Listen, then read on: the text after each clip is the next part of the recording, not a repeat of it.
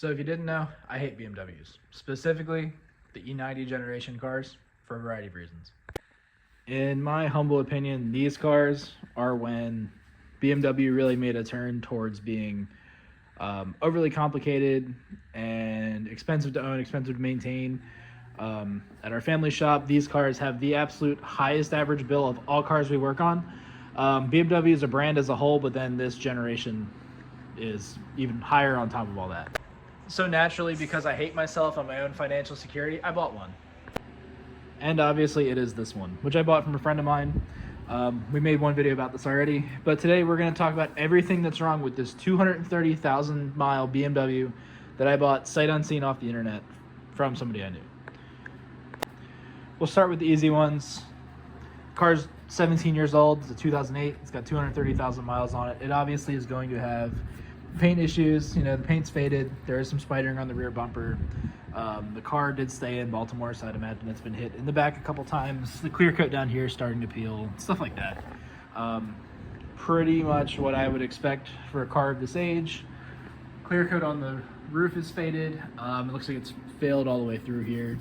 This may polish up temporarily, but I'm not super worried about it.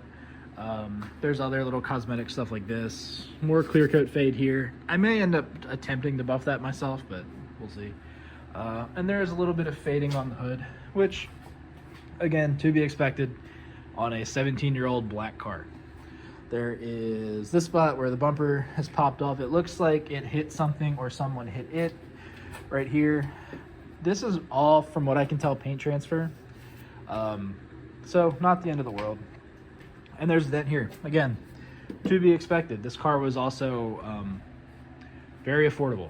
So maybe at some point, if I decide I want to put a little bit of money into it, I'll buy an M3 bumper, get it painted and put it on. But other than that, I'm not super worried about it. So other things that are actually wrong. The wheels are curbed. Pretty much all of them have a little bit of curb rash. The car was in the city. It is to be expected. And one of these rear shocks leaks. It's very bouncy in the back if you hit a bump at the right speed at the right angle, which kind of sucks. They are Öhlins shocks that we can't see, but I've confirmed they're definitely Öhlins. I might have to get them rebuilt. That's very expensive from Öhlin, but there's companies that'll do it for cheaper. And from what I can tell, there's nothing to it. I may end up doing it myself. So this door doesn't work. The lock actuator is stuck. You hear it grind when you take off in the car and it locks all the doors. This one just grinds. So this door doesn't open from the inside or the outside.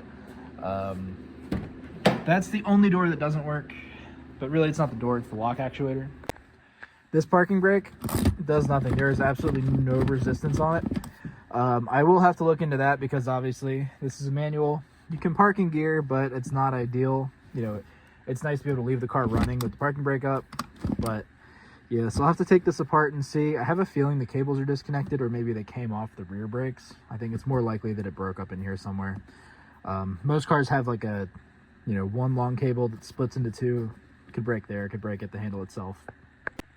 We've got some electrical tape holding that together, kind of to be expected. The dash is also kind of wavy where the fake mahogany is failing, or maybe it cracked and the layer over top is still holding it together. Kind of hard to say. This cup holder doesn't open after it opens. The spring inside failed, it feels like, so it's better just to leave it open. You can pry it open, but it doesn't pop out like that one does. Does not do that. So another thing you'd expect from the mileage, the driver's seat's a little torn up, but it's really not bad, all things considered. My Lotus had 40,000 miles on it when I bought it. It had similar wear. This has gone all the way through, but it was similar. And this door panel is falling off, just at the bottom. Not the end of the world. I was just going through and properly cleaning everything and found that. I don't think this is real leather. I don't know. Maybe not on a 3 Series. One thing I didn't notice till now, the trunk struts are definitely bad. These are usually pretty cheap, so I'll probably put a set of those on. But this trunk is surprisingly very heavy, and that carbon fiber spoiler is not doing much to help it. And if you look, you can see that this carbon fiber spoiler is oxidized. I may try to repolish it, Maybe even re-resin the top if it comes off fairly easy. It looks like it's just stuck on. I don't think it's bolted in, so that may be a fun little project. And then the very surprising thing to me is that it has no other problems. It has a check engine light for a small evap leak, but I cleared the code. I've driven it like 60 or 70 miles today. The code hasn't come back yet. The person I got it from said it had been like that for quite a while. He wasn't sure why.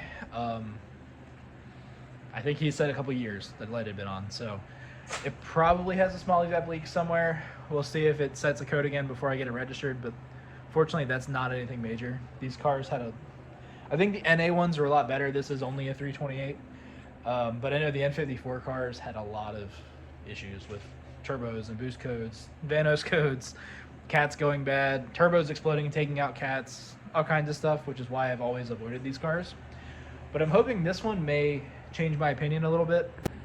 And if you didn't watch the other video and you haven't gathered everything by now, it has BBS CHs, Öhlins, road and track shocks, and allegedly M3 brakes and control arms.